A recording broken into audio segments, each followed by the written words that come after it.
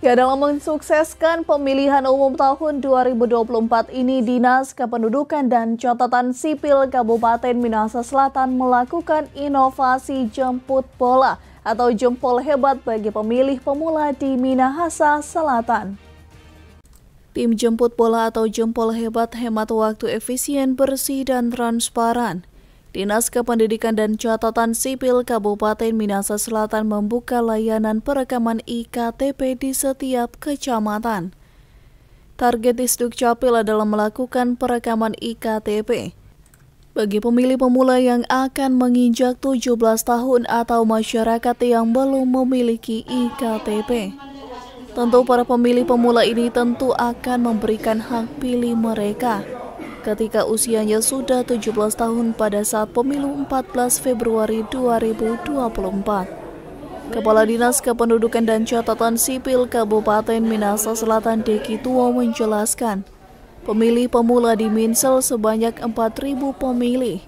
Dan melalui inovasi program Jempol Hebat, sudah 50% pemilih pemula melakukan perekaman IKTP. Kabupaten Minahasa Selatan saat ini sementara melakukan pelayanan perekaman KTP elektronik bagi para pemilih pemula.